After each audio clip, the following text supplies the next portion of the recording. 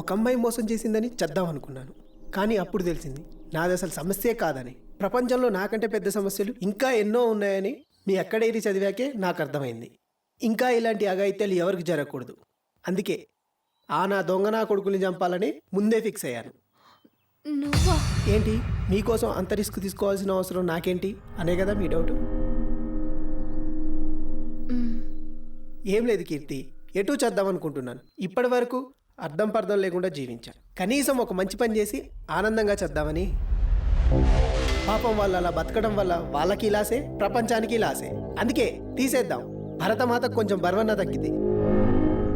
ఆలోచించకు. బ్రతకాలనుకుంటే చంపడానికి ఆలోచించాలి, కానీ చేద్దామనుకున్నాక మొహమాటం ఉండకూడదు. ముందు వెనక ఆలోచించకుండా లేపేయడమే. నా ప్రాబ్లమా కాదా అన్నది పాయింట్ కాదు, అసలు ప్రాబ్లమా కాదా అన్నది పాయింట్. చెప్పు సీను, నువ్వేం చెప్పినా చేస్తాను.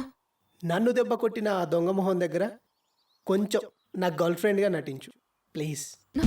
వామ్మో, నా వల్ల కాదు.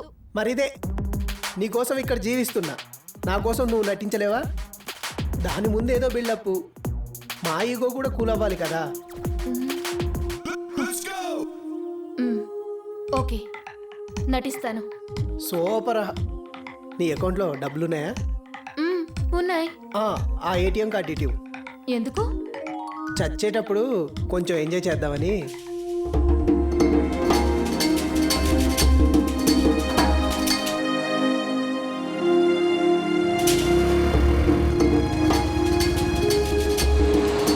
కళ్ళు మూసుకొని దీంట్లో ఒక చీటిది.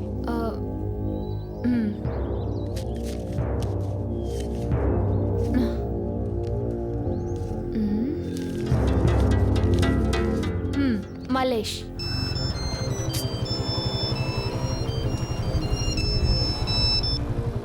Hi darling. హే డార్లింగ్, నీ వాయిస్ సూపర్ ఉంది డార్లింగ్. ఎవడ్రా నువ్వు? నా పేరు సీను డార్లింగ్, కీర్తి ఫ్రెండ్ని. ఇప్పుడు నీకు కూడా ఫ్రెండే. అయితే ఏంటంట? ఏం లేదు డార్లింగ్, ఇప్పుడు నా కీర్తి మొత్తం చెప్పింది. అనవసరంగా మ్యాటర్ పెద్దది చేసుకోవడం ఎందుకు, అడ్జస్ట్ అవ్వమని చెప్పాను. అవునా? ఒప్పుకుందా? ముగ్గురంటే భయపడుతుంది, నువ్వు ఒక్కడివైతే ఓకే అంది. నిజమా?